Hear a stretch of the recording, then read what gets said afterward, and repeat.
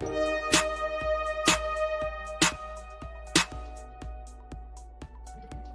everybody, I'm Nico. And I'm TK. And that makes this X's for Podcast, your one and only premier super shop for all things comic reviews the day they come out or whatever. You guys can see I have the Marvel box behind me because it's Marvel Unlimited season and they send you a box of the toy that now I have no use for. Definitely. Actually didn't see what it was in the unboxing video that you sent me. I saw it was a Spider-Man. It's Spider Knight, so it's Moon Knight Spider-Man. Oh, of all the things nobody has any use for. And there's a snicked patch, and the snicked patch was cool. That was what made me be like, I regret that I can't do that this year. Well, you can have the Ghost Rider pin, all yours. You're very kind. The Wolverine pin, he's yours. He's your baby. You're very kind. And like, if you'll promise to put the snicked patch on something, unlike my sword patch, unlike my Krakoan X patch, because like I wind up being like, well, no, I'm not going to wear that jacket for the rest of my life, so I cannot put the patch on that jacket. And so then I sit with the patch forever. You need like a quilt or something. I need a forever something. Yeah. But either way, things that are not forever, TV cancellations. You know, it's amazing to me that we are here in an age of, this isn't just the return of the Daredevil Defender Marvel Knight universe. This is the like triumphant return. People are like gay giddy over this. I mean, I feel like more people might have watched the trailer if, you know, the entirety of LA wasn't on fire and that wasn't a 16th of the country. Yeah, although, you know, those people are in LA, so they probably don't care what's happening in Hell's Kitchen. Well, I mean, I think things are hot enough where they are. Truly. I mean, that's not me being glib. No, I mean, this trailer. Kevo, come in. Kevo is here. Okay, keep going. Kevo! I loved it, and I'm excited. So, having said that, I'm just gonna hate first. I'm gonna, and this is exactly how it played out on Blue Sky this morning when I first saw it.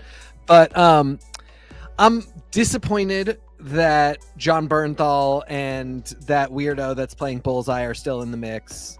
And I'm disappointed that we're sticking with those characterizations of those characters. John Bernthal, I get, he is kind of a star and he got really identified with the role. I don't think it's so unreasonable to bring him back. I'm not super into it. He's like almost Joe Rogan-esque with that podcast of his. I don't know. And after so many years and after the Aaron run, I was just sort of hoping we'd maybe go in a different direction for Punisher. Just for the MCU characterization. Boy, are they lucky that the election worked out the way it did. They can get, 4 more years of mileage out of the Punisher being somebody who police want to put on patches. Yeah, I searched to see what the trailer is at in terms of view count so far, and 8 hours it's at 5.3, and then like the 5.3 million. Yeah, 5.3 million. And then the third cover after that is 3 of the exact dude bros you would think reacting to the trailer and making sure to highlight Frank with the beard and all Punisher of that. So back. Yeah. Oh, we're back. Marvel's back. Wildly disappointed by that. Getting Bernthal back with a really different characterization of Punisher could have been cool, but whatever. Bullseye, I would have liked to get a comic adjacent look for Bullseye in the trailer.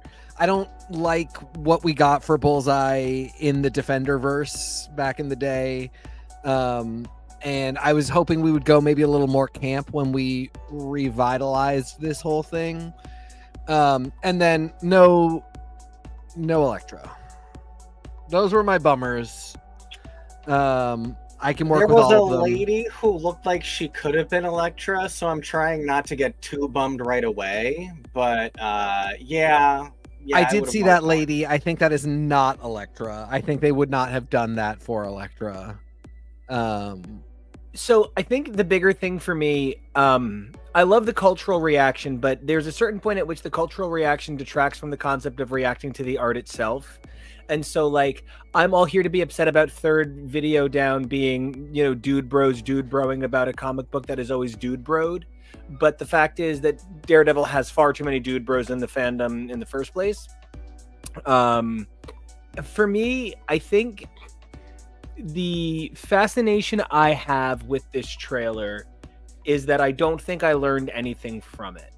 I think I brought things I knew to the table, but I don't know what I learned from this trailer. And so it sort of ties into the fact that Born Again is on a list with like Scream 7 for things where I'm pretty sure I know the entire plot thanks to the first day of filming, and no one letting it go. Whereas genuinely, I think there's going to be things that they're going to film the day before come out, the day before Captain America 4, bad choice timing, comes out. I think they're going to film things like right before it to stick in, so we don't see it coming. But Born Again is a victim of a lot of time syndrome. There's that thing where like the first season of The Sopranos is so good, everyone says, and it's just so good. I'm from Jersey, so I don't care.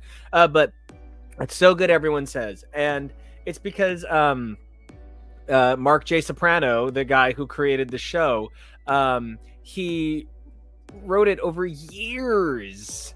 And so I think that's a little bit what we're seeing the victimization of here. This has been developed over years by 11 showrunners. So I think like I'm seeing a lot of things packed into a very short trailer that's going to be one season of television. I noticed we got like 3 shots of Karen and Foggy all together.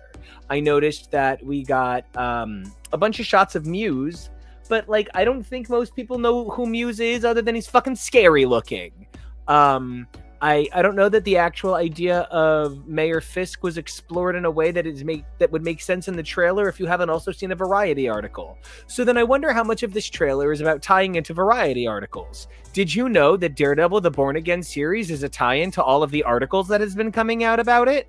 It's just sort of fascinating to me that the trailer told me nothing. I'm filling it in with things I know. I'm thrilled. I loved it. I thought it was great, but that's because I've read the Apocrypha to death. I really appreciate that take, especially because I just scrolled past, I think it was like a Screen Rant article or some reel or something for Wicked, where it was like, how is it that Elphaba can read the Grimoire? And then they just like talk you through the concept of what the Grimoire is, and then the fact that people can't read it, and then the fact that and it's like just a lot of basic information that's wikiable, and that's just such a weird element of these pieces of entertainment that are coming out right now, and this being another one where it's sort of like how much of this is telegraphing directly to entertainment periodicals. And it's I wonder what Marvel and Disney's hope was for this versus, because like the 5.8 million in less than 24 hours sort of tells me that like this was kind of the show was gonna go off either way. And that's something that I felt a lot about Marvel stuff in the last few years, is like a lot of the big flagship names are kind of going to go off no matter what happens. So I sort of wonder, it's the thing that really bothered me about Deadpool and Wolverine was there was so much trailer and so much activity and promotion for what was already the thing that people wanted to see and was basically guaranteed to do well. And I get doing marketing because you just don't want to leave any stone unturned and you want to make sure everybody knows and it is hyped in some way. Daredevil feels like that for streaming. Like this is one because of the history with the Netflix show and the fact that this got taken over and the back and forth on whether or not it would be entirely new or not. The fact that it got retooled to be, that's the other thing. Wow. given that this was like maybe going to be sort of a comedy show or like companion-esque to She-Hulk, there is not even a minor giggle to be found in the vibes for this trailer. Well, and to that, I just want to say Scary Mary. So like one of my favorite things in the entire world is the Mary Poppins turned into a horror movie trailer. Yeah. Scary Mary. You can take some scenes and make it feel a way. I don't remember the show ever being referred to as like lighthearted and comedic in tone, but I remember them saying that it would be less dauntingly dark than the Netflix companion. Yes, and this trailer at least felt darker than the Netflix show, and you're right that could be just the trailer. Yeah, I think they're trying to overcompensate. I think they know that if they don't come big and tough and scary and hard, they're not going to get taken seriously, because moving a superhero show to Disney Plus automatically makes it the babyification. Like, you know, like Netflix, the channel that gave us the unforgettable brilliance of Love is Blind. Like that network is famous for making hard-hitting drama in the last couple of years, so that everybody's like, let's be careful to preserve the integrity of Netflix. I mean, they made Ozark too, so, you know, they're absolutely. But Disney Plus made WandaVision, so I'm not exactly sure where everybody has the gumption to come from one or the other. And they made She-Hulk, so, you know, with Daredevil in it. So, I think you're right. There is a YouTube channel called Screen Culture that puts up trailers and puts up their own concepts, and they have a trailer from 2 months ago that is a concept for Born Again. And I'm looking at this, and it is almost identical for the trailer that came out today. Like, including that shot of the 5 helmets together, the language of the devil's work is never done. Really wild. What is it made from? How did they... Are like, those all shots that exist, or... Shots that exist, concept art, stuff like that. So it's really, really interesting. That is interesting. Well, they got it right. They predicted it. Yeah. The 5 helmets shot was really interesting, because one of the things that this is trying to imply is a dramatic sense of lineage. And again, I'm the guy who, like, I've read the Daredevil books, all of them for some reason. And so, like, he's not cool. Like, liking Daredevil is not cool, but like, he's become cool, and it's so thrilling and it's so exciting. But like, this idea that Daredevil is now a character whose multiple helmets conjures emotional lineage and it conjures legacy is really fascinating to me, because there's so much missing from this trailer. That's still yet missing from Daredevil's visual representations, and yet we've gotten, 6 different depictions of the Dark Phoenix saga. So, like, I'm eager to see where this might go. I don't think I have any real detractors other than my frustration with the lack of context on some of it. I also think that Vincent D'Onofrio not being morbidly obese for the sake of the role somehow looks more powerful here. His face looking fitter made his enormous body seem less non-menacing. He is slimmer. I actually did go and compare to Hawkeye. Oh yeah, I mean, he said he will not put on weight again to play the role, and now will only wear an enhancing suit. And that's why I checked Hawkeye, was because I think that had been established prior to Hawkeye. And it just seems like they went in a different direction. And again, that kind of leads, because Hawkeye is kind of about the level of humor I didn't think we would go up. I didn't think it was going to be as comedic as She-Hulk, but I did think Hawkeye was kind of that level where sometimes it's dark, sometimes it has humorous moments. But anyway, yeah, like, he's definitely, they chose to make him less wide for this, which I don't think is a bad thing. It's noticeable when you compare it to the incarnations we've seen. Yeah, I agree. I think where this leaves me, though, is engaged with a tough thought. I don't I don't think this has been the case in a really long time, but do you know part of the thing that none of us are acknowledging about the Marvel Cinematic Universe at this point? It's a goddamned universe. When you're looking at a pattern and it's a patch on a quilt, you're like, oh, okay, cute. That's one pattern. If I had a whole blanket of that, that might be cute. But when you look at the whole quilt, you see 20 different patch styles all come together. You're not going to like every patch on the quilt. You'll still love the quilt, but you're not going to like every patch. And I think I don't care about Captain America 4 anymore. It's a non-exciting trailer giving me non-exciting characters doing non-exciting things, plus Sam Wilson. And then there's just not enough there for me to really latch on to. But then I'm excited about Daredevil. I don't think I'm excited about Vision Quest anymore. I just don't think there's anything about that excites me. But I'm excited for whatever happens with Billy, Agatha, and Wanda next. So I think you get to pick your quilt squares. Yeah, I think that's totally true. And I, as kind of a like agreement with that, I think I am not as excited as you are about this, but still really excited. I also want to jape at it a little bit just because the scene of them in the diner, Matt and Wilson feel like lovers who the classic framing. Yeah, and I just that I had this moment of like, I need to know because too many people saw that trailer before it was like, too many people in power, like people who had say, saw that trailer for me to believe that nobody was like, that is exceptionally gay. Like, these two men are ex-lovers being like, yeah, I can't say I haven't missed you. And not in any way that's bad or even funny. But it does speak to an aspect of the relationship between Matt and Wilson that,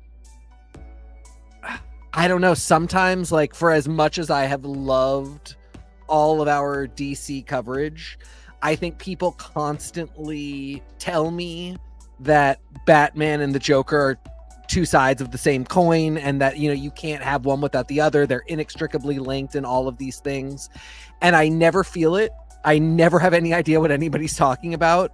And I've always felt it from Matt and Wilson. And that one moment really captured like, I really at one point thought they were going to touch hands on the table. Like, you get this profile shot of them, and I was like, they're gonna like put their hands on the table and touch, which of course I always knew they weren't, but I don't know, there's something very interesting about the chemistry between these two that they have managed to capture, especially given the fact that I don't think that Charlie Cox and Vincent D'Onofrio have that chemistry. I think that is captured in writing and in cinematography and in characterization.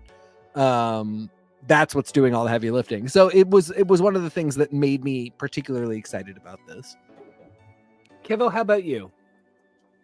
I really think that I feel a lot of what you were saying. I am only excited for Captain America insofar as I'm leaving the door open for it to surprise me. But I don't have very high expectations, and I don't particularly want to schlep out to theaters to see it. Probably will, but not loving that I have to. But there are still, like you said, projects on the horizon that I'm excited about. I'm curious about Vision Quest, but I think Agatha leapfrogging it when it was already announced to become what Agatha became. I just have more questions than I have confidence. But there's plenty of stuff still in there for me to enjoy. And so I am excited and looking forward to it. Who came out swinging today? The old man who hissed in Thor.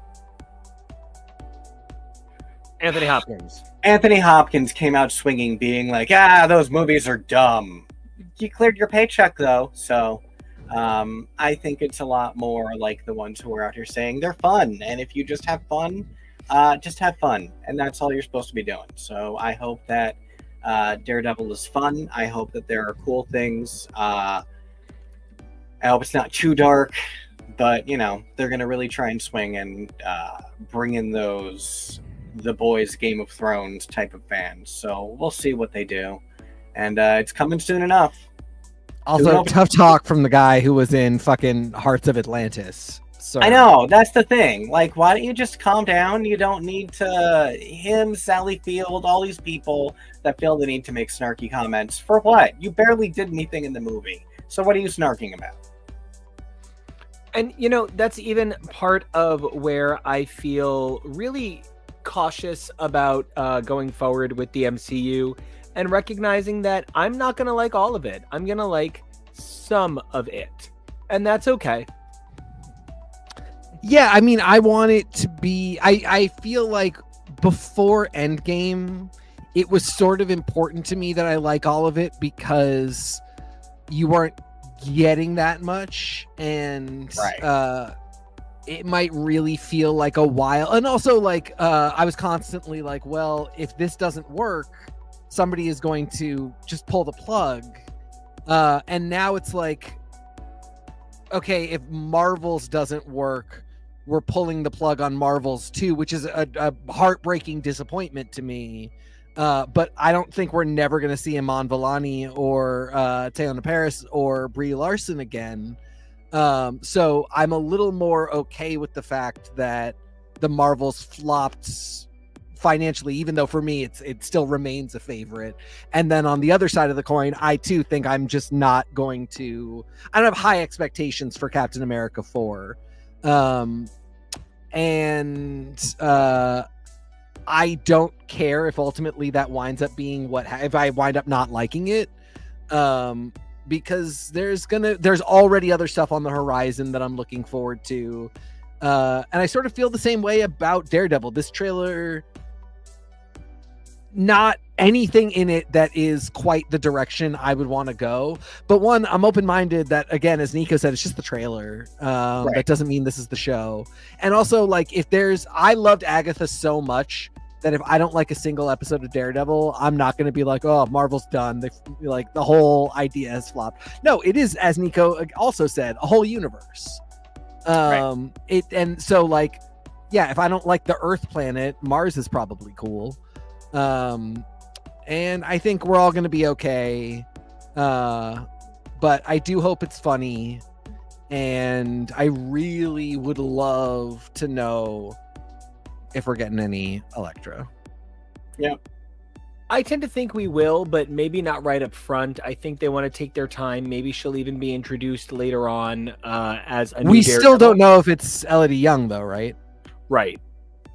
That's that is the only reason why I think we're not getting Elektra, is because I feel like something might have leaked about who is playing her, or it's definitely Elodie Young, and that's why nothing has leaked, because there's not really news. It's just the same person, and we'll get a cameo. I would really just love more of her. Preferably Elodie Young, but it's really a matter of the decision they make for the characters, for the show. It's tough, because one of the things that I think we often think is a central part of every show are the parts that we trace back to the thing that it's sourced from. But I'm not saying that TV Elektra was bad. It just wasn't comic Elektra. So if she doesn't come back, it's a lovely story.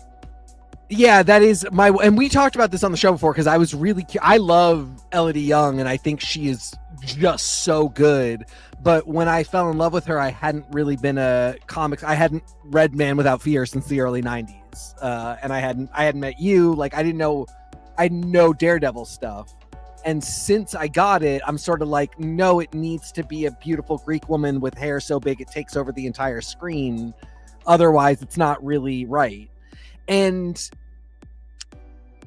I'm not going to go that far. That is really my preference. And I would love somebody feeling that passionately about it and the character would make me feel like we're on a roll, especially for Elektra's MCU presence going forward. And that's my only thing, is I'm just like, it's so... Give me Marco Cicchetto's art in real life, and give me like Marco Cicchetto's passion for Elektra's look in real life, and you could really get me excited about the future of the character. Well, I think speaking of comic book artists is a great time to switch over to our comic coverage. Kevo, thank you so much for coming in and talking the MCU with us. We couldn't do without our producer extraordinaire, and having you on MCU since day one on HTML has been the benchmark of excellence for this network. Thanks. I'm excited for us to cover it. Can't wait to, and we'll see you soon. Enjoy the comics, folks. Okay, I did not love Marvel Rivals 1 through 5, but let me say why. It was clearly written for people who play Overwatch that want to come read some comics. It is for the Wikipedia fan, and I love that. It is great. It is objective score, B+. Personal score, B-. The book itself is fine. It's filled with one too many. Look at me, I get to do my reference, because like I know I would do it too. I know I would have an inexplicable fastball special moment.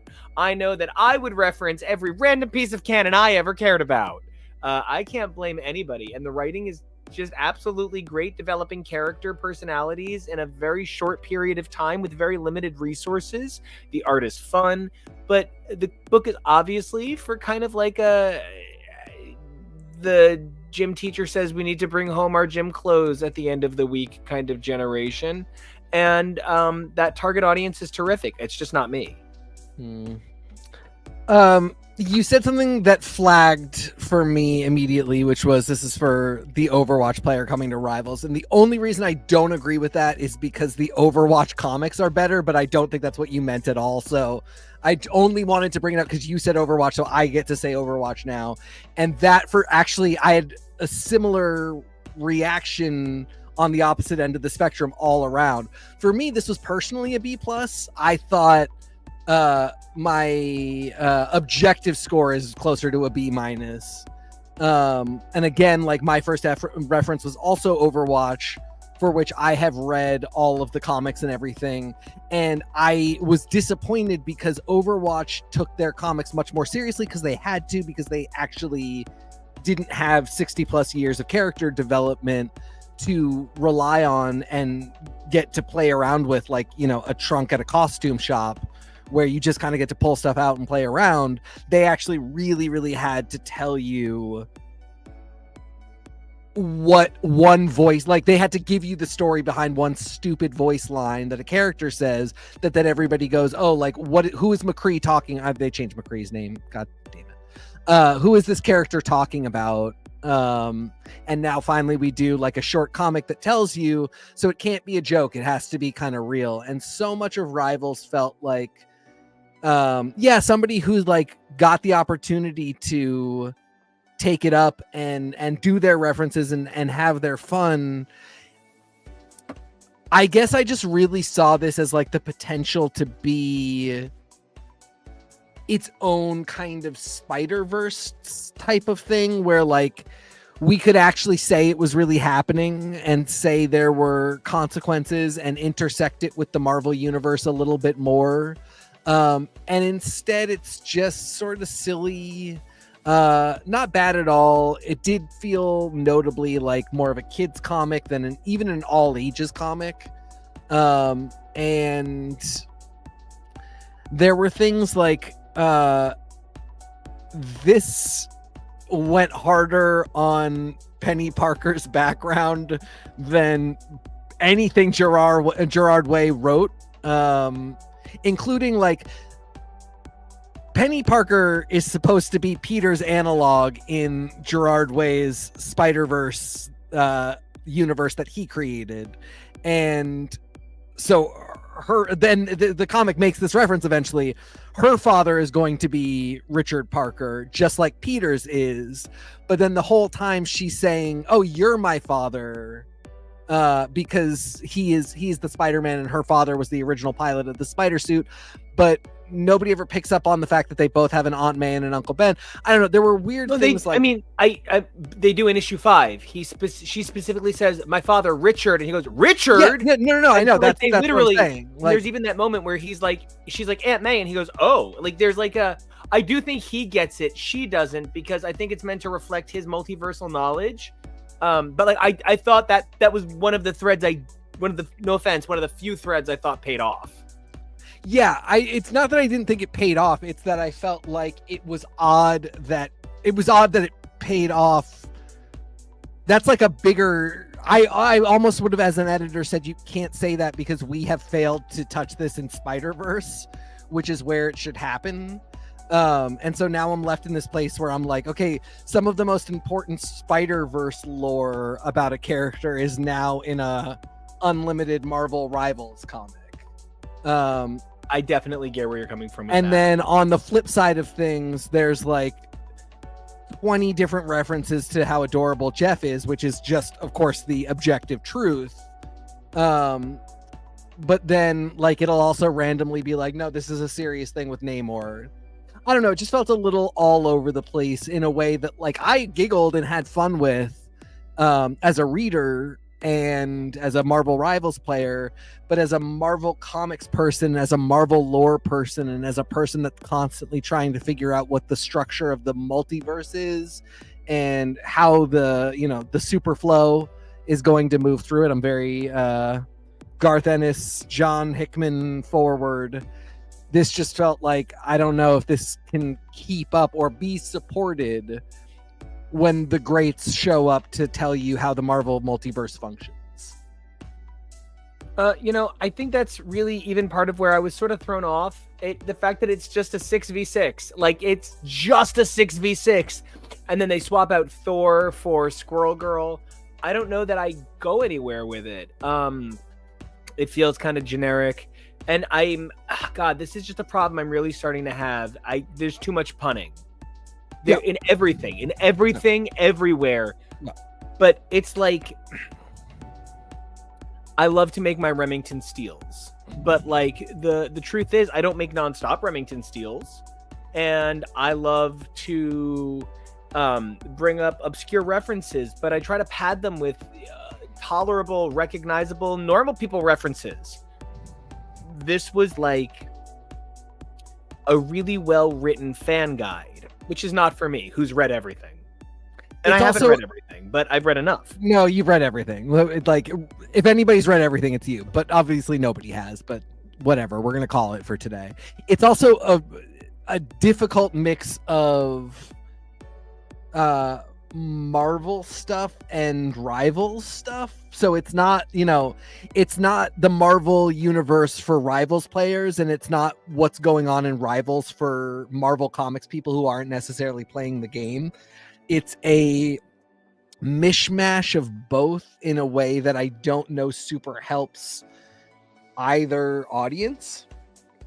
I think it's kind of meant for like me, but in a way that I kind of don't respond to. Like, I just went on a diatribe about what I need and want from a book like this. And instead, this was just kind of like, hey, we're going to give you a ton of references and you'll understand all of them.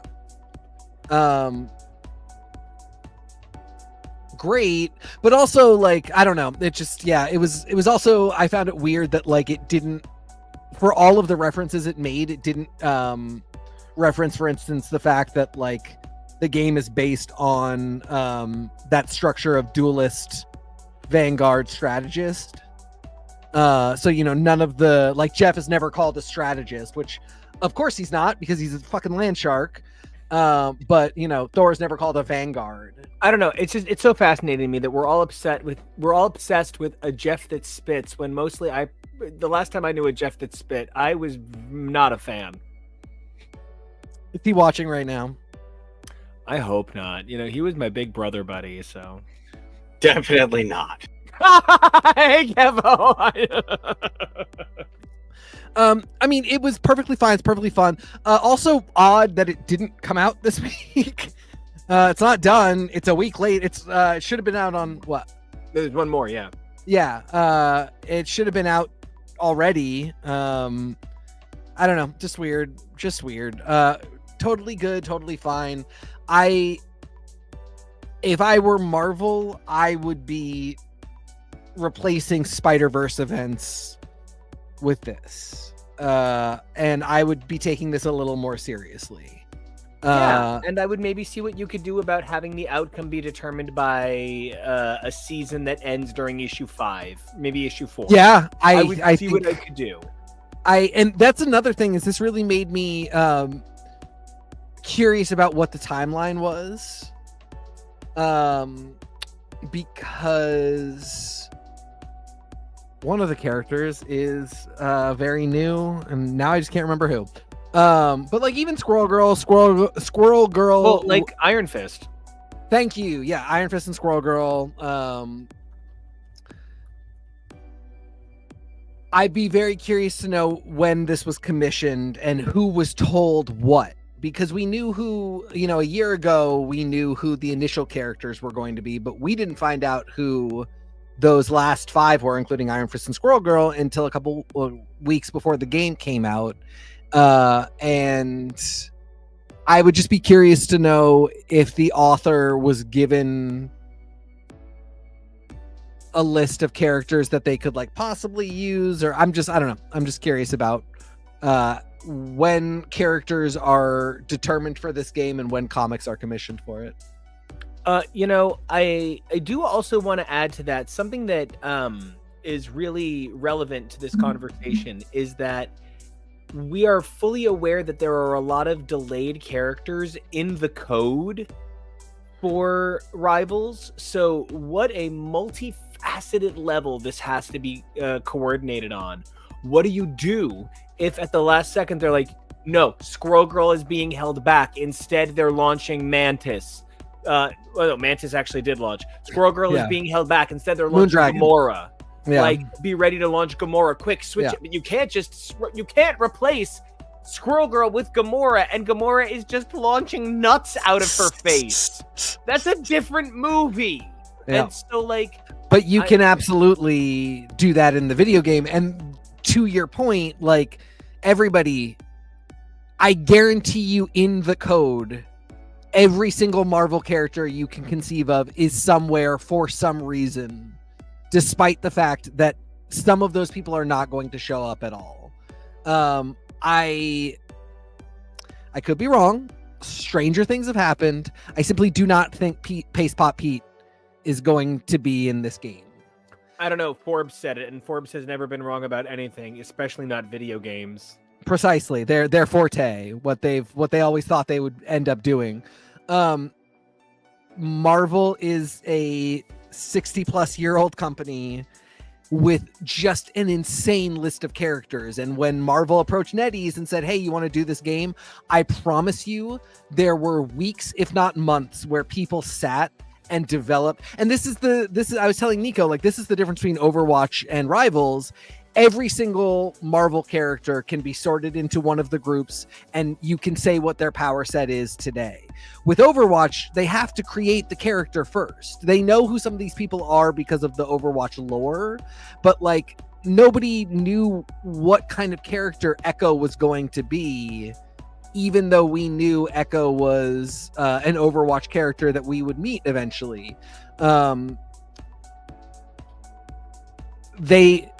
Every single Marvel character is up for grabs in Rivals, and I promise you it was just nothing but meetings when this game came out saying, okay, so, this character is going to be a strategist, this character is going to be a duelist, this character is going to be a vanguard, Professor X's power can be used this way, Cyclops' optic blast can be used this way. They can have power sets for everybody, and some of that stuff is going to be in the code and going to be mentioned, even though at the end of the day it's never going to be in the game. So I beg you all not to flip out every time somebody says they have found something, because they're just there's going to be elements of everybody already because they already exist. There would be no reason for there not to be when you already know Professor X is a character that you can use. Does not mean he's going to be in the game. I hope he is. I hope I'm wrong about that. I love Professor X as a potential character, but like it just doesn't mean anything until it is said officially, and I just can't go through years of every single character reference becoming a news article that then an AI picks up and Screen Rant spits out another article that I have to like try and figure out if there's any reason to read. So, love that. And I think that's even part of the problem we have where like the relationship that comics have to the other media, even articles, is a little wacky. So, we're going to have to see where it all goes. I wish Marvel Rivals and its creative team the best. I think it's a super fun comic. It's just obviously not for me. Yeah. I feel the same way, even though what I said was like, I think this was for me and like I did have fun with it, but like it's that other side of my brain where I'm like, no, if I can't recommend it to other people, it's kind of not for me, even when it is for me. If I can't stand by it and say like, here's why I think any particular person should read it. There are movies like that where I'm like, I love this movie, but no, I would never tell. I love Grey's Anatomy, but no, I would specifically insist that nobody watch it. And then I'm always pleasantly surprised when people do anyway, and I can talk to them about it. But like, no, I'm not going to say that's like a thing. And this is kind of similar. Like, did I have fun with it? Sure, absolutely. But it was very difficult to imagine a person that I would approach and be like, I loved this, and I think you will too. This is just like stupid fun that I had because it's freezing outside and I didn't want to go anywhere. Well, okay. You know what wasn't stupid fun? Ultimate Wolverine. It was not like the worst book I've ever read, but I would not describe a single page of it as fun. No fun. Pleasantly surprised, but no fun. So where were you pleasantly surprised? Because I kind of got, other than some cool cameos that ultimately made me regret them being those cameos, yeah. I don't think I got anything that I enjoyed. Like, the book was perfunctory, and in that, I'm thrilled. It did not disappoint me as an Ultimate book or a Wolverine book, but I don't know that I had a time. You said it. Like, it's perfunctory, and in that, I'm thrilled. What was the one we just read? The one shot with Nick Fury? That was Universe 1 year in. Yeah, thank you. Was a slog to get through for a reveal that immediately, if you have read too much stuff, or maybe if you've read anything, I'm not really sure because I have read too much stuff, so I don't know how predictable it was. But to me, the reveal was appallingly predictable to the point where I was frustrated because I had just waded through reading so much that went nowhere and gave me nothing. And it was just text upon text upon text for a reveal that was not a good reveal and was very predictable and still didn't give me anything. With Wolverine, what I will say is similarly, everything to me was really predictable, but we got through it lickety-split. Immediately, as soon as they're like, oh, he doesn't say anything, I was like, oh, it's because, he's in that Weapon X mode where he is like a totally hollowed out thing, but he's going to have a look in his eye that tells you that there's still something in there, even though they keep saying he's just a weapon. And as soon as you saw the characters revealed, I didn't think they would go so bloody with it, but that wasn't like a huge game-changing reveal when it turned out that it was murdery and violent and we lost some recognizable characters, although I think one of them probably is not dead, although we saw a lot of blood. I don't know, like it's kind of sad to be like, what I was pleasantly surprised by was the fact that I got through my disappointment really fast instead of having to slog through it. It's what it is. It's what happened. That's what I was pleasantly surprised by. For me, I feel like it's a bummer because the Ultimate Universe started so strong, but it's kind of middling for me at this point. I don't feel like anything's pushing me dynamically, and for an entire line that started with a bunch of surprises, the number of surprises issue after issue have become sort of rote.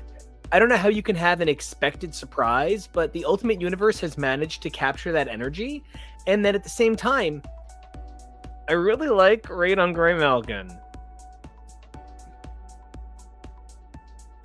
I do not, but that's okay. I'm glad you do. I can't find what's wrong with it. I can't find what's right with it. I mean, like, it's just what's right with it is it's got everything that a normal 90s X-Men crossover has. It's essentially Extinction Agenda. Yeah, I do think there's something like I think the characterization of Rogue is really weird to me and feels out of place. But it's we're not talking about that yet. We need to do a catch up on the main X books at some point.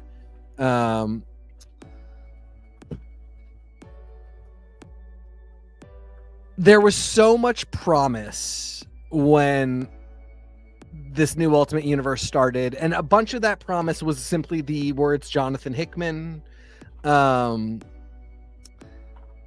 think Spider-Man continues to be consistent, and I continue to probably be more forgiving of it and like it just based on the idea that this is, to me, what Peter Parker is supposed to be at this point in his and my life as a reader of his life. And I can't, the guy in Amazing Spider-Man, even though, you know, Joe Kelly's doing a great job and I like the superhero plot behind that book. What's been going on with Peter Parker since basically One More Day, but then every time we do a changeover and I think to myself, oh, somebody could actually take some big swings and make Peter Parker the adult man with adult man problems that he kind of needs to be, because we now have a plenty of teens that can be teen Spider-Man. The fact that we never get that is just whatever. So that's 616 Spider-Man. And I appreciate that Ultimate Spider-Man is something a little different, and that's why I'm a little more forgiving. And that book works for me.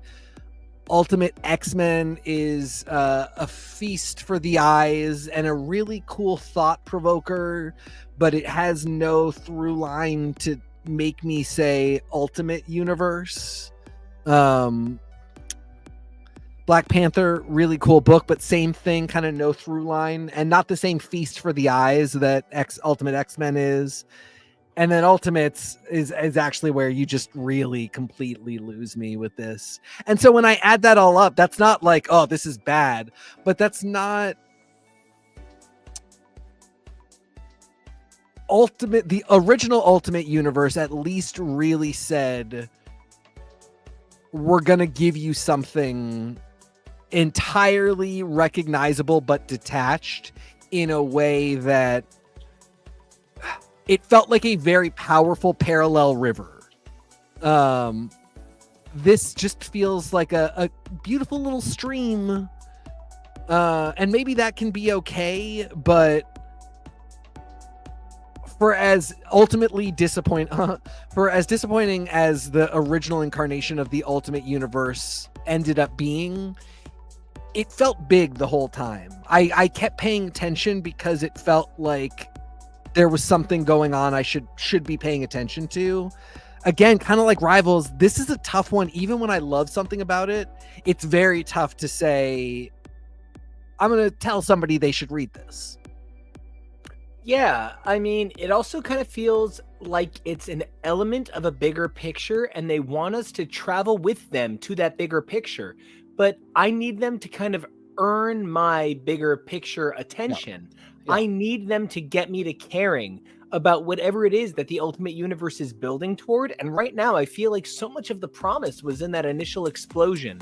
Please tell me that society, evolution, and reality is more valuable than the Big Bang. And right now, I don't feel like that's what they're trying to tell me. Right now, they're trying to tell me the Big Bang of the Ultimate Universe is the thing that we're all here for. I want to be here. And Andrew, you can always have my bigger picture attention. Right here. It's all good. But the thing that I really feel is, by the way, for those of you listening in podcast form, we have obviously this show is live. There's people in the chat. We're always interacting with the chat. So that is what's happening for those of you who are listening along at home. I just feel like this really is trying to tell me the flirt is more important than the foreplay or the actual climax. And that's not like, that's cute in the real world. A person like, the flirt can be the art, but like that can't be the payoff for a story. The solicit cannot be the most exciting part of a comic series. And I worry a little bit that is what the Ultimate Universe is moving toward at a quick pace. There have been a lot of times where I've been like, oh, cool. I love that idea when I see the solicit. And then the comic comes out and it's like, okay, that's for one thing, this is minimum 3 months later, if not more than that. And then the execution isn't actually that great. And then I have no idea where it came from or where it's going. Kind of, this is like Ultimate Wolverine. Exactly. Like, oh yeah, of course they're going to have Logan. But then I don't really know how we got there. I don't really know where we're going with this. I don't really care. And yeah, you can't, the editor, the publisher, the writer, the people that create this and put it out there, you all know where it's going. And that's great for you. But especially with this, because you're like, we've got this 2 years. And then, you gave me Time Slide where you're referencing all these storylines. And I saw a couple that maybe could have been the Ultimate Universe coincides with the Marvel Universe. There have been a couple events named other places that are coming up that feel like they might be the Ultimate Universe colliding with the Marvel Universe. You really, for me, you either got to put up or shut up with some of these details at this point. I'm not stupid. Also, we've already done this once. Of course, the Ultimate Universe will eventually collide with the main Marvel 616 universe. Probably better just to play that card immediately and start hyping it up concretely rather than just like putting little stupid names on a flash page of a comic that nobody really references that much. You're very lucky that people like us do to try and get some word out there for other readers. Cause if you're a guy that's like, I just like Spider-Man, you don't really care about Time Slide. You don't really ever figure out how we're getting to this universal crossover. And when your whole little side project is just kind of treading water, I don't know. And it does really feel like we're in treading water territory, even with this new book that is supposed to like be a little bit hype because it's Wolverine. And part of, I think, the natural conversation has to be Wolverine is hype. Like it is Sluggo is lit levels of automatic. If something Wolverine comes out, I was thinking about how weird it is that I never noticed when the Ultimate Universe launched that there was no Wolverine. It just didn't occur to me because I think as much as Wolverine is one of my favorite characters of all time, I have so many favorite characters of all time. I have a really specific memory of a person who is ultimately terrible to me. One time describing me as just someone they care about, not someone they love that much. And like, they may tell me it's so funny because like, I am so convinced that Rogue is the inheritor of the Xavier dream. And when I said that a year and a half before From the Ashes, and they made a big deal about how Rogue is the person who clearly loves Xavier the most, you reacted with kind of like, not no, but like, that's surprising. And then here we are seeing Rogue treated as Cyclops' equal. And I find myself faced with this notion of what is important to us, what defines the experience of being a fan of something. And for me, I'm just as dazzled by the fact that there's no ultimate Rogue as I am by the fact that there's no ultimate Wolverine. And so by and large, the lack of anything is what sort of kept me off of noticing Ultimate Wolverine. Though super fan Kyle and former Kyle. awesome contributor Kyle, that hype really is what got me ultimately frustrated with reading events, and I can't blame 100%. him. It really is part of what makes it so complicated to talk about these things. And I want to shout out, it was the end of, I think, the Hellfire Gala, when Rogue just blasts Sentinel out of nowhere to save Xavier.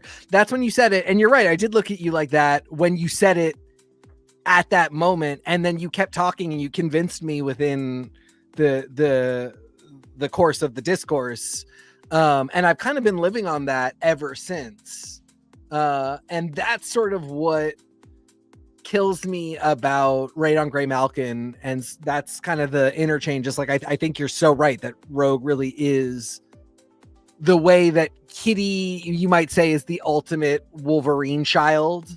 Xavier has so many students, but it might really be Rogue that is the one that is really his protege. And we got that with things like Legacy, where Legacy started as a Professor X book and then kind of became a Rogue book, and then Rogue took the name Legacy, and it was the fulfillment of Xavier's promise that he would help her get her powers under control. And it's funny, it's now been over a decade, I think, that Rogue has had her powers under control, that we have not done. And it's been one of the most pleasant surprises in X-Men lore and history, because as somebody who started in 92 with the TV show, Rogue's like literal, somebody has to write a thing where she accidentally bumps into somebody and she screams and they scream, and then she gets the person's memories, and now she's a lizard person because that person was secretly a lizard person. It got a little exhausting for decades, over and over again. So having it be sort of unbreakable, that she just has control of her powers now, has been really fun. And that's, again, all a product of her being Xavier's student. So when you see that, it's really fantastic.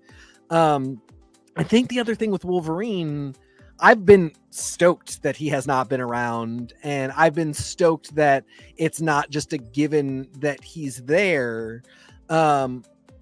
And then he shows up, and the real difference between Ultimate Wolverine and Ultimate Rogue is I don't know what any of the promises are anymore with Wolverine, because every promise that has been made since the beginning, that we would find out what his history is, that we would, it's kind of the opposite of a promise, but like, he had a healing factor at one point that meant when he got cut, it wasn't going to be the worst thing ever. And now it's that if there's a drop of blood left after the A-bomb hits, his entire, he will just be fine. He'll be back to normal. And that was not the promise that was made when the character is introduced. So it's like Wolverine is just so much stuff that it's very difficult to be charmed or to see the fantasy realized. And yeah, that's 100% what we've got with Rogue.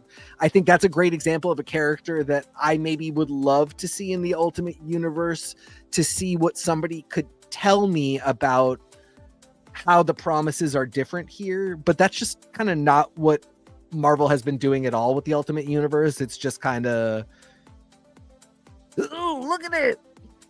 And I don't know, it's not terrible to me. It's not garbage, but it's tough to get me out of bed for that. And I feel like that's even part of what we've been talking about with the idea of constantly re-expressing the nature of the Marvel Universe. If the Ultimate Universe is going to wind up being something different, maybe it shouldn't have focused on the people that made the Marvel Universe in the first place, so defining that the Marvel Cinematic Universe copied it so completely. I feel like even if you are saying that Raid on Grey Malkin isn't your moment, the X-Men line is a whole lot stronger than it was when From the Ashes started. I don't know that it's great, but it's better.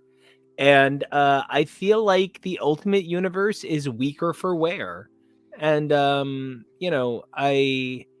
think about the fact that, there's that quote from Carrie Fisher where she's like, No, it's Debbie Harry. I'm so sorry. It's a different Kokor.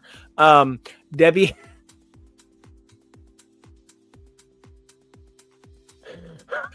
No one's saying you're wrong, but man, did you say it out loud? So Debbie Harry. I am so proud of that moment.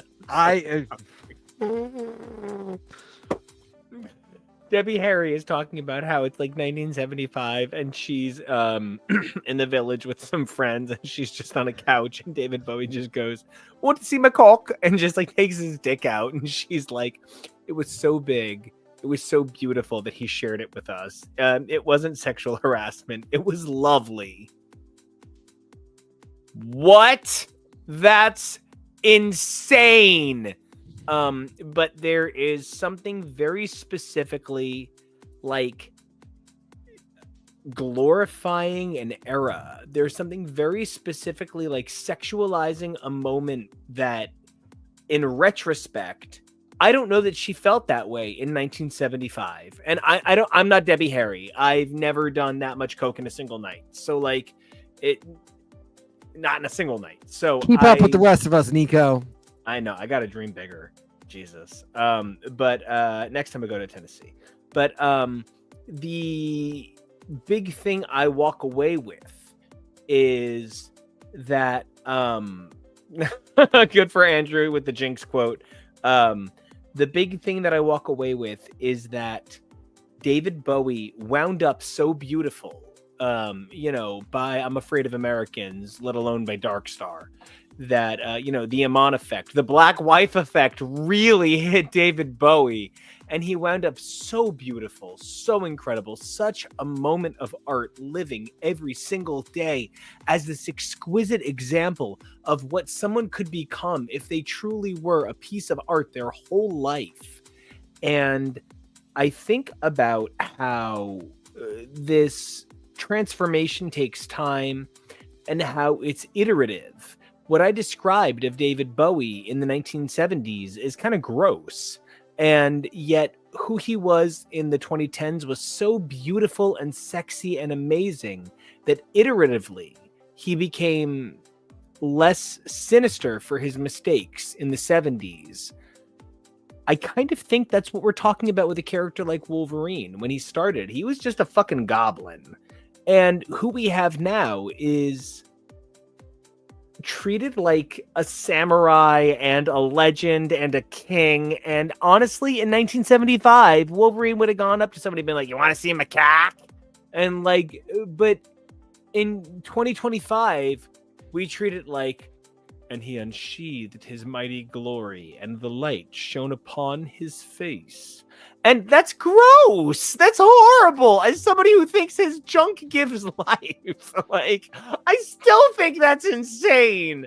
And so, like, I think my biggest complaints about Ultimate Wolverine are that they trade on the concept of how sexy the concept of Wolverine is more than they actually deliver an issue, as much as I am so grateful for the most exceptional collection of Russians since 2021's Eurovision. Yeah, I mean, you nailed it. I don't, and this was the thing that I was saying earlier, just like there's just been so much with Wolverine that there's no promise about Wolverine's character that I can keep track of. At this point, I'm so much more interested in Laura and Dakin. I unfortunately we have Dakin in this, and that's its own thing that just sort of getting that right before we got this. Akihiro is in Ultimate X-Men as a much, I don't want to say subtler, it was much smaller reference that is going to be whatever it is, who knows. But I don't know, knowing what we know, how does that track with this? Are we eventually going to have to learn about how this Wolverine is that Akihiro's father? Who knows? I don't know.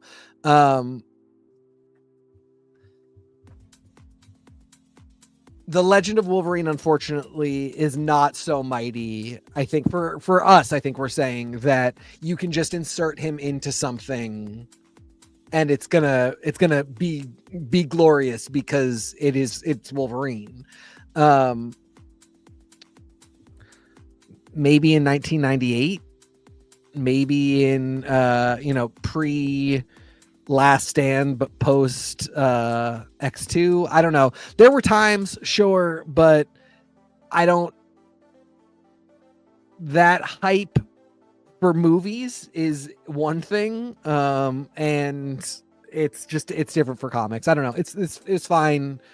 I'm not champing at the bit for the next issue of this, and I sort of.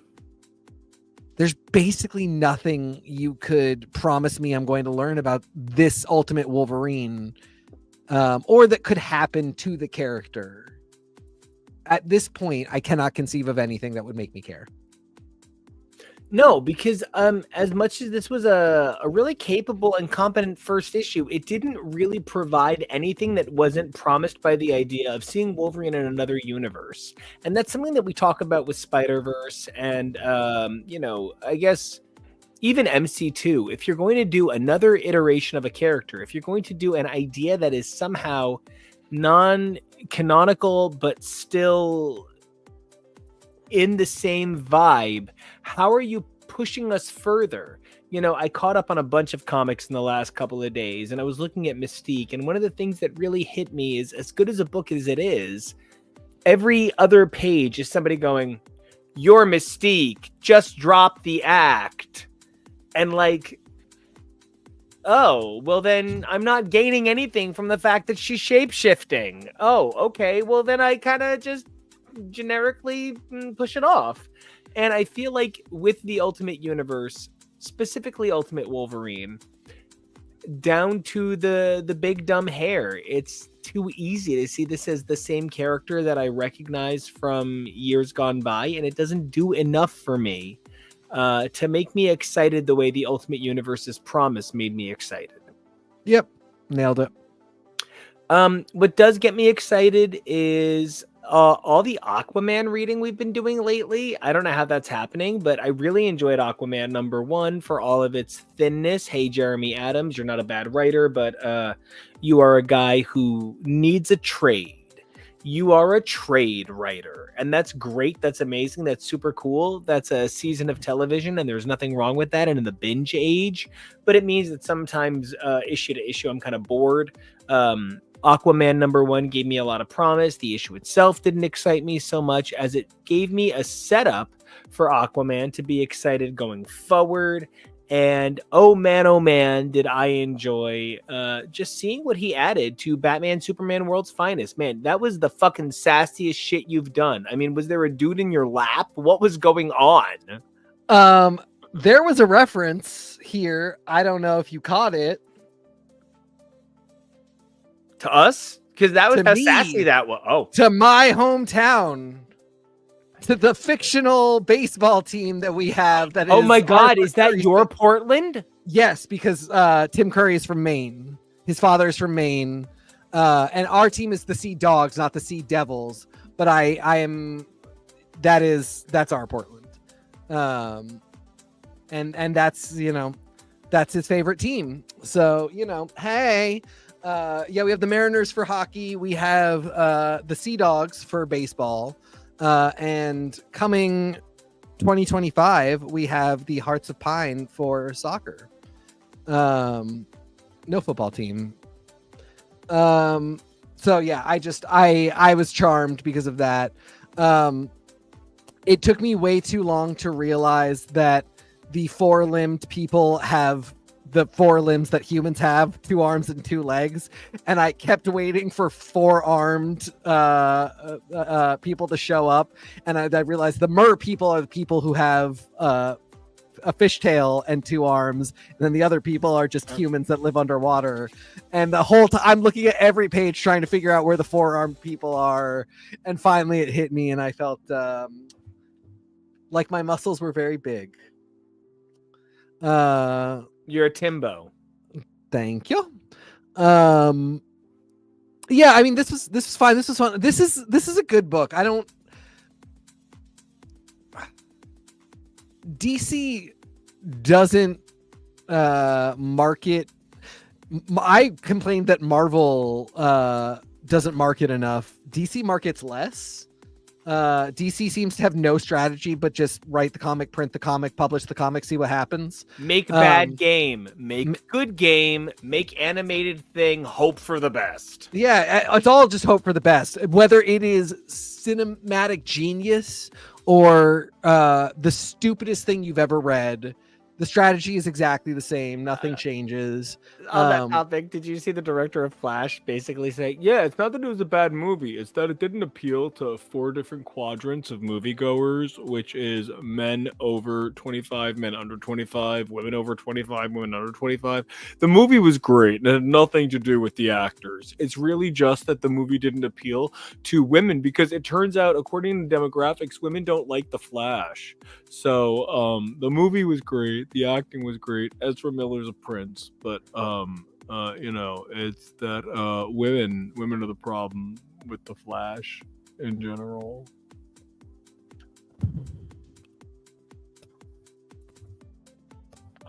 I will say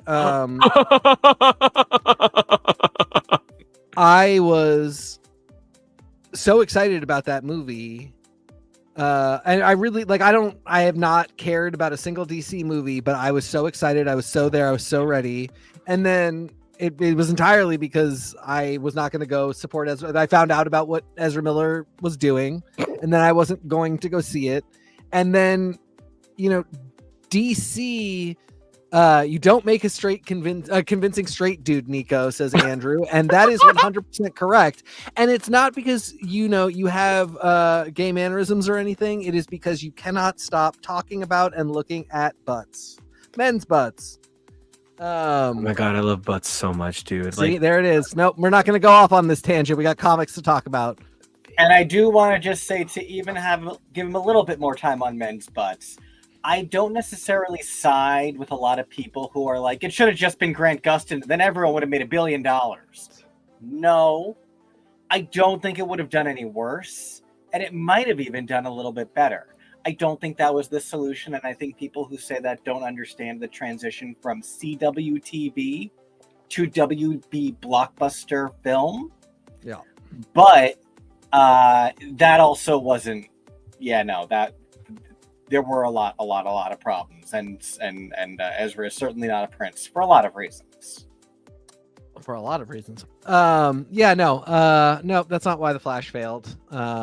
But sorry, director dude. As I was saying, DC they're just putting it all out there. No plans. World's Finest is a really good book for a person like me. Because it gives you what they just keep doing with Batman over and over again, which is they just keep telling you Batman origin stories and early Batman stuff that just constantly reinforces the lore and the basic character traits. But the thing is, I don't need that for Batman is the one person that I've had that for since the day I was born. I know all of the basic lore and the character traits for Batman and Bruce Wayne, and I've known them since 1995. So absolutely, yeah. Well, in part because Adam West's Batman, even though it's silly and funny and campy, it really captures a lot of those same hallmarks and traditions of Batman, even in a funny way. So it's ingrained in your brain in a silly, funny way, and then as you advance, the ideas advance in your head. And then they don't really advance that much in the books. Like, there's always a core that doesn't change, and that's great. That's fine. That's whatever. But I don't have that for everybody else. I don't have that for Aquaman. I don't have that. I don't know. I didn't know there were 2 Atlantean species. I didn't know there were Atlanteans and Poseidon Atlanteans. I didn't know what the cities were. Have you never read Peter David's Brief History of Atlantis? Okay, I understand. It was a big deal in the 80s, and it's so good. Yeah, well, no. I would read it, but no, I hadn't yet. It's very good. I fully believe you. Peter David did used to write good comic books. Yeah, I mean, like, it's a really good. Is World's Finest a thing, like a thing that's been around as a word for DC stuff? Mm-hmm. It's the Marvel team up of DC. It's that and Brave and the Bold. They have a couple of brands for it. We have Marvel Team Up and Marvel 2-in-1. They have Brave and the Bold and World's Finest. But Jeff Loeb did at the time, groundbreaking, now run because of the art on World's Finest. We don't have to pretend that Jeff Loeb sucks. Like, Jeff Loeb sucks and we know that, but like, Jeff Loeb does a lot of great stuff. And this is not bad for the writing. I'm not going to do that anymore. Like, we can acknowledge that's the case. This was just a really good, these have all been really good history lessons. These have all been really good. Comics are notoriously difficult to really wiki, and get the full measure of whatever you're wikiing. Books like this kind of do that job of supplementing your historical knowledge, in a way that's just that is helpful, makes sense. This had good writing. This had gorgeous art. Really kind of basic story. Like, will not be waxing poetic about the literature, but whatever, I keep learning stuff, so I'm happy. I mean, and that's even part of the nature of why I love these. Mark Waid is a living historian. There are people who understand how to tell stories that reflect the experience of a cultural iteration. Something that Andrew,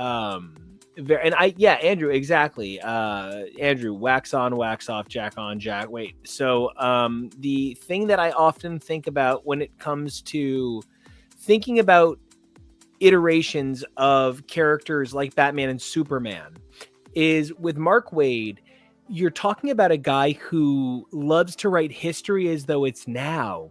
He understands how to tap into that memory and make the memory feel so real and like it's holding you and hugging you. It's going back to a Disney classic as an adult.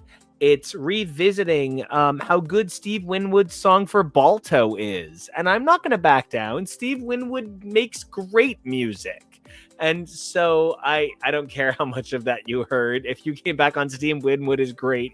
Literally what I was thinking is, and I thought this as I was leaving, I was like, I'm going to come in on some amazing shit. You are the greatest person to come into a conversation with no context, or just like to walk in the door and you've just been talking. There's virtually no chance you won't walk in something that is 2 parts amazing, 3 parts absurd. I was talking about how good Steve Winwood's song from Balto was. I did catch that. And yes. Yeah, and as Andrew says, Balto was his favorite.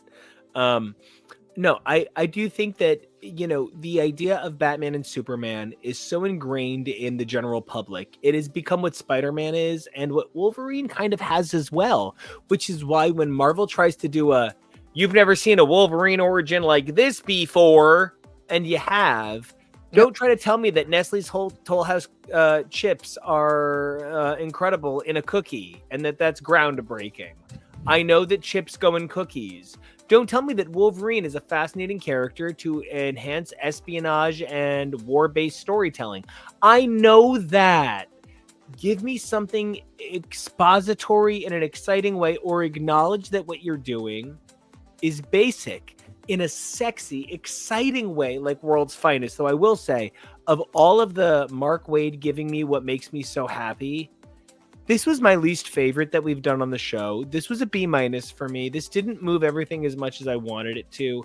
I actually give this the same grade as I give Ultimate Wolverine, a B-, but I don't want to be disgusting because I'm obviously a disgusting man and I have problems. But Tim Drake in this comic book, when you turn 23, you call me. This Tim Drake, when you're 23, and I assume you are 22 here, you call me. My God, does Mark Waid write the best Robins in the industry? Bar none, across the board. His understanding of what it means to love these heroes allows him to transcend his own age and engage in the idea of respecting a character from a real life place. Whether it is his beautiful depiction of a young Dick Grayson in an earlier issue of this, or this stunning interpretation of Tim, a competent, confident man who wants to be treated as his own hero and not a pet. This exploration of Tim is the sort of thing that everybody should hope to do with their sidekick, and what I truly hope Born Again can do with Blind Spot, one of the greatest things that ever happened to the Daredevil universe. How did you know that it was Tim? The R.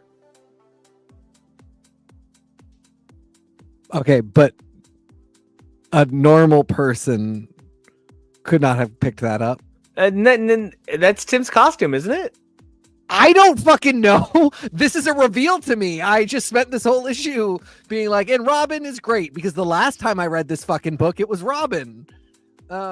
I'm sure you're right, but you're blowing my mind right now. Because what if I'm wrong? I assume you're looking it up. I'm trying. Yeah, I don't. I think I'm pretty sure that's Tim's costume. I believe you. I don't. And Tim doesn't have the side part. Damien doesn't have the side part. Damien has the spike. Well, it was clearly not Damien. That I got. And, Dick has the booty shorts. I thought it might be Jason Todd because the helmet was kind of, but I knew they were underwater, and so I was like, "Well, this was all in." I thought this was like a past story. No, 20,000 Leagues begins. 20 distress call from Atlantis is brought to beneath the waves as it came to where else hard as a speaker. I don't see anything that's like these faggots are old, so I'm going to assume that everything's like very right now. All right, we're gonna pray on this and get back to you. So this might be a problem with this book because the first storyline we read was specifically a past story. It was Dick Grayson was Robin, and it was Batman, Superman, and Wonder Woman years ago, and Batman takes Dick to the mascara, and that's a kid. Like, that's Kid Robin. So I just assumed this was a collection of those kinds of stories. I don't know who's right and who's wrong. This is definitely pre-Absolute Power because Aquaman's talking to fish. Did he lose that ability, or did he gain another ability? I thought he lost the ability to talk to fish, and also Mira seems to have her powers. Okay. And so again, like, this might also be, you know, I was talking about what was good about this book, and now I'm kind of, it's being pointed out that like that actually might not be super correct because it can't teach me if I can't identify where this is. I agree. And so this is something to look into. The Floronic Man is gorgeous and looks really cool. Is that a person, or did they just make that up? No, he's a real classic piece of shit. Okay. So that's cool. Yeah, again, just fantastic art in this. I want to make sure I properly credit Adrian Gutierrez, who did very good art, and Tamra Bonvillain. Great last name, Tamra. Good villainous name. Haha. I always say Bonvillain, but I really hear you. No, she's a good villain, and she did great colors. This was great. Got more research to do to decide what the grade is. I'm looking through it right now. There's might be a C. No dates attached. I'm looking through it right now. I mean, I'm like in it. I'm in it right now, and I stand by what I said. That should be Tim Drake because that's the right call. I so believe you. Yeah, it's really funny. This is the DC fandom wiki. This is not so. In the previous issue, Robin is Dick Grayson. But the previous issue also distinctly looks like it is an old story. Like right. Like that Batgirl looks distinctly old. I mean, if it's Dick, I'm also fine with it. Dick and Tim have a lot in common. You know, it's like crap. What is the name of that arc? The arc that introduces Tim as a Batman, as a Batman sidekick. I'm never going to be able to help you with this. No, I don't think you will.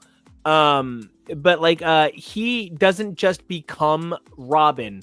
He like deduces that Batman must be Bruce Wayne, and A Lonely Place of Dying from 1989. It's Batman 440 to Batman 442 and the New Titans 60 to 61. And it's Marv Wolfman. And, it's revealed that going back like 6 issues, Tim has been like breaking into the Batcave and pieced all of this together and is like, Batman's been moody in public, so I know he must have lost Jason Todd.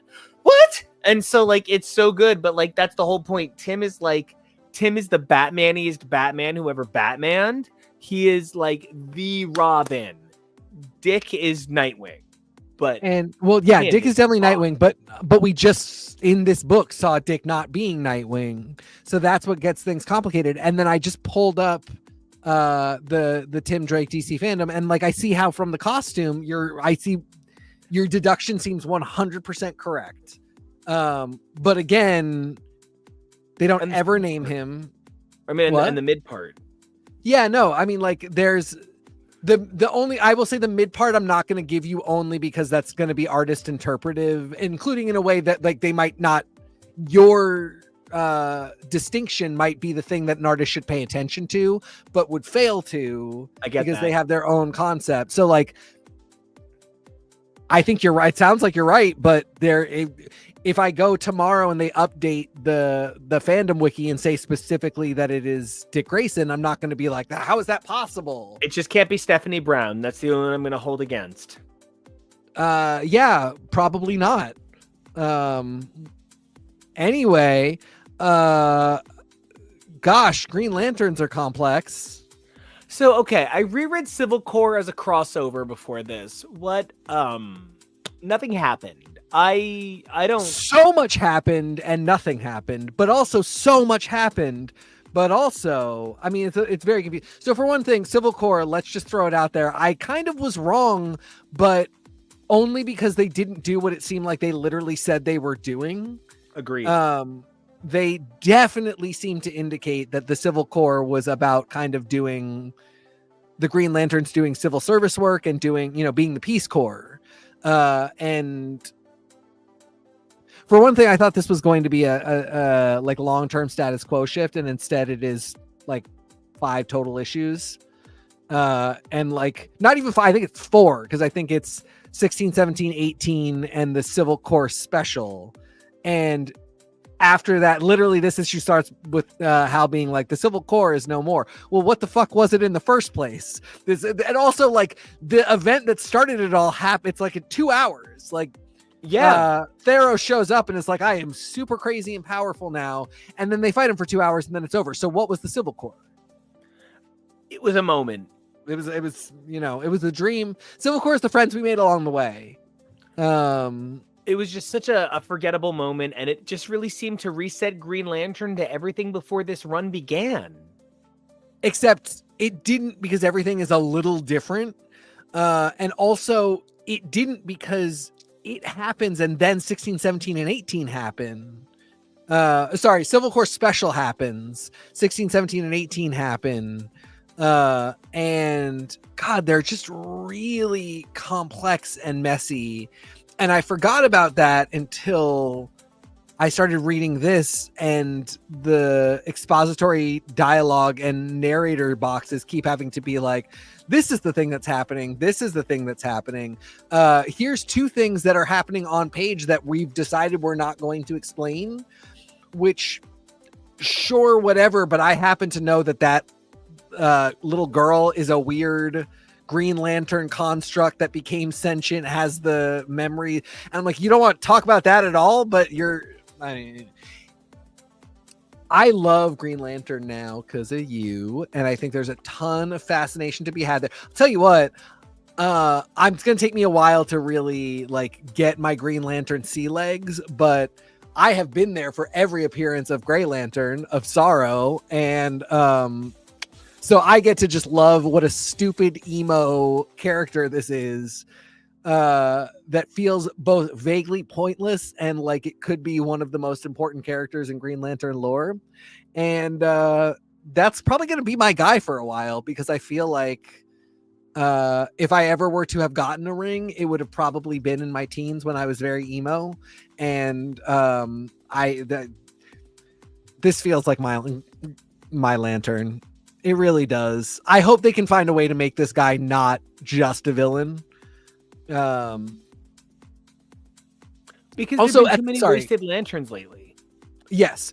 At the end of the Civil War special, is that Sinestro on that throne? I assume that's why he has all of that rage in him. Okay. And then the baby Oa, the baby Guardians. They're from a recent run. Okay, where are the adults? Dead. They're all dead. Usually. Okay. So the babies are not actually babies. I have to double check and reread. Yeah, this is the thing is there's a lot of moving parts with the Green Lanterns, and I feel like I just wouldn't have published this the way they published it. There's nothing in here that is forbiddingly difficult to work with. But man, it was really funny. I was reading this on multiple devices of the previous issues, and there's like 3 or 4 especially large splash pages that happen in these issues. Great where call. I meant to say something. It's too many. It's too many, but they also are all the same thing. And so it's like Theros just from behind in silhouette, very powerful and crazy. And I get very confused I got very confused where I was trying to reread this. I don't know, man. Also, like, it just like all this happens, and then we get to like, oh, and Carol is the one of us at the Watchtower. Yeah. It was a lot, and that was a lot. I found kind of frustrating. You know, the nature of splash pages to tell a story is great, but the nature of splash pages to do a lot of heavy lifting, not great. And so my biggest complaint about where we're going with Fractured Spectrum is, okay, it's Green Lantern and Green Lantern Corps running parallel again. Oh, okay, status quo. And nothing's fractured. This Fractured Spectrum actually healed the line. So, like, bees all around, no real complaints. But down to Guy guarding the Book of Oa, and it turning out that the Book of Oa through the Eye of Kronos is really 7 books. That's awesome. I loved that. That was so cool. But, like, I don't believe there is enough time to explore that, and I would love to be proven wrong. Yeah, well, I mean, there's all the time in the world, but also, what? I mean, it was cool, but it was just so much additional stuff in a thing that already had a lot of stuff. And his explanation of why he had it in the first place and what was going on was confusing. And it was also confusing in light of his interaction with the Gray Lantern. I don't know, man. I have to go a little lower with the grade and maybe C+ this, because it was so. It's like I'm kind of C+ing the last 4 months of Green Lantern, I guess, or 3 months, because it's just really confusing. And I don't think any of these are like impossible to suss out. I just don't think this was the way to do it. I don't know. This is such a cool, and there's like so much other cool stuff in this book too. Like what's her name being the leader and giving that really rousing speech. Yeah. Kilowog being back, but again, sort of offset by the fact that I'm confused about that. Go ahead. I would have given Green Lantern a number 1 after this. I just would have made it Green Lantern number 1 and Green Lantern Corps number 1. Had this be a fresh start, I would not have made this Green Lantern number 19. Oh yeah, because 19, my favorite number to jump onto a book with. Yeah.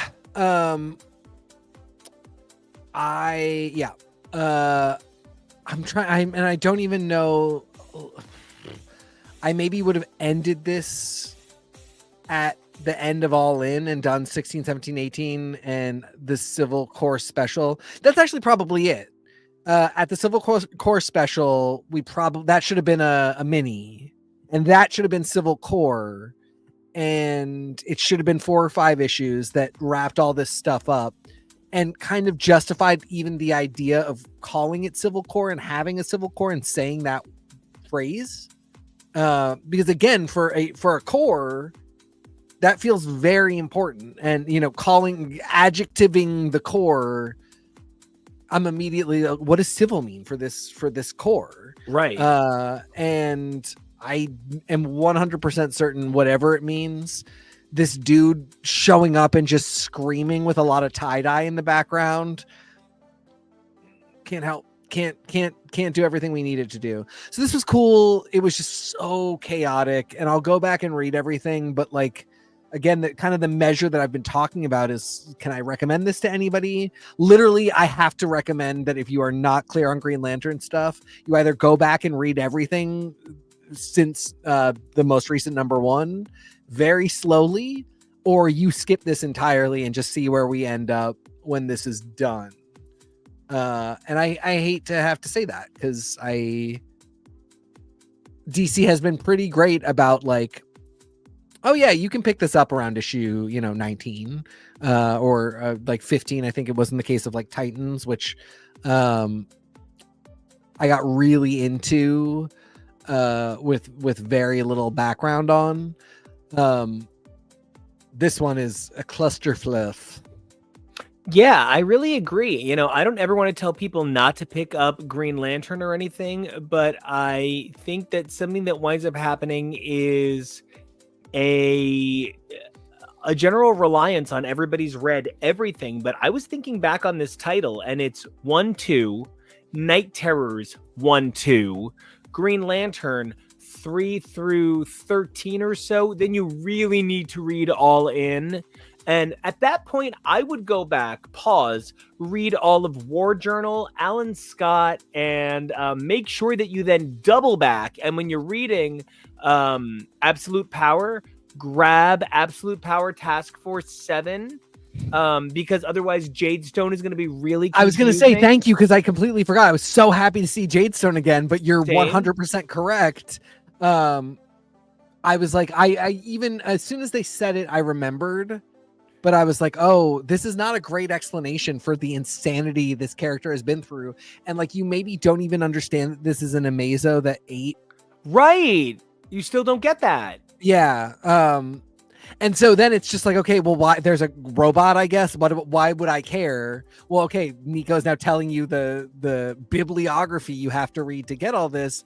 And as you're talking about, it's huger than I even thought when I thought to myself, this is getting some lower marks because of everything you would have to read to appreciate it. Sinister Sons.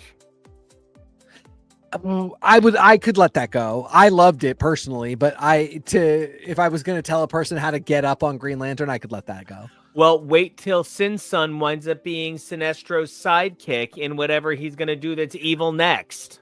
I mean, what would be amazing is if he is the one who's like, Grey Lantern, calm the fuck down. I'm an angsty child, and I can't handle your shit.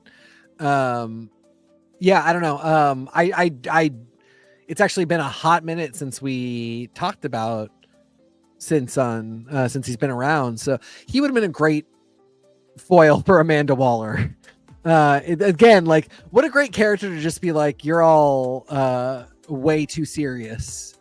Oh, I miss him. Bring him back. Who's writing him now? Somebody. I'll do it. Let me do it. Yeah, we're ready. We're ready to do a Sinister Sons Volume 2. Yes. We're definitely getting Daddy Zod back in that, because he's mad Lois took his pants. Yeah, she did. And she's all like, oh my God, I can't even close my legs now. Speaking of people who have never been able to close their legs, Kevo, you were in at the beginning of the episode, and you were here at the end of the episode, and I got to see you in the middle. And the main thing I would love to know is, what did you take away from this episode, and where can everybody find you before we come back to talk about things like Skeleton Crew, Drag Race, Traders, and more? It's a good episode, blokes. Good jobs. Yeah, I am excited for 2025. If we do one more broadcast between now and Sunday, our next drag is our 10th broadcast of 2025. And, I'm enjoying it. We're killing it. I always have a good time with you guys. And, you can find me on the social at Kevo Really. That's KEVOREALLY. TK, the three of us making this show together is one of the hallmarks of my week every week. What was your book of the week, and where can everybody find you on the interwebs, as well as Blue Sky, where you are probably my favorite person to skeet all over? Wait.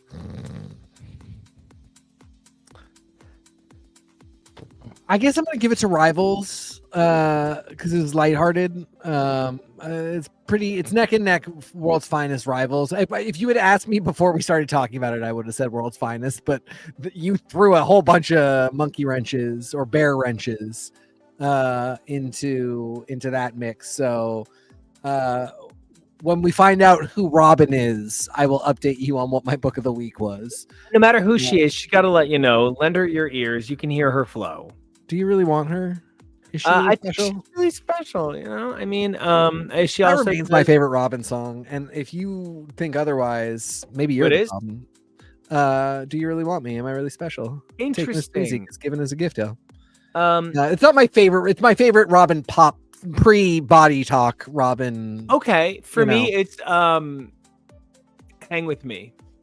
Handle me. Okay, because Hang With Me is body talk, right? Yeah, and Handle Me is pre-body talk. Yeah, and Hang With Me actually might be my favorite body talk post body talk song.